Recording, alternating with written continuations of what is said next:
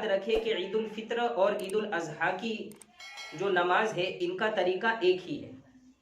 और इन नमाजों के लिए अजान और इकामत नहीं है। तो जब नमाज खड़ी की जाए तो हमको ये नियत करना है कि मैं ईद की नमाज 6 जायद तकबीरों के साथ पढ़ता हूँ। फिर जो है इमाम अल्लाहु अकबर कहेंगे तो फिर हमको भी अल्लाहु अकबर कहकर हाथ को बांध लेना है और बांध लेने के बाद सबसे पहले जो है वो सना पढ़ना है और सना पढ़ लेने के बाद अब इमाम साहब जो है 3 जायद तकबीरात कहेंगे,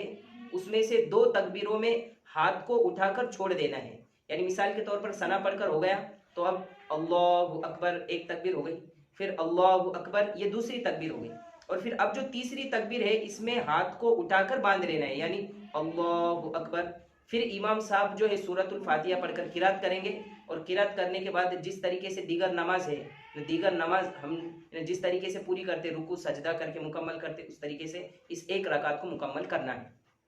फिर उसके बाद जब दूसरी रकात शुरू होंगी तो अब इमाम साहब जोर से किरात करेंगे यानी आवाज से किरात करेंगे और आवाज से किरात करने के बाद अब रुकू में जाने से पहले अब चूंकि 3 तकबीरात जायद है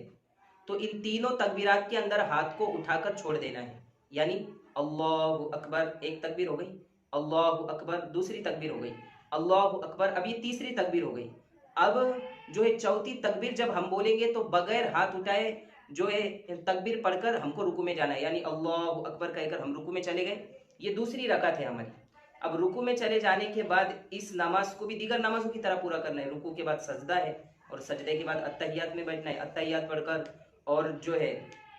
दुरूद शरीफ पढ़कर और जो है दुआए मासूरा पढ़कर हमको नमाज को मुकम्मल करना है और नमाज मुकम्मल होने के बाद इमाम साहब खुतबा देंगे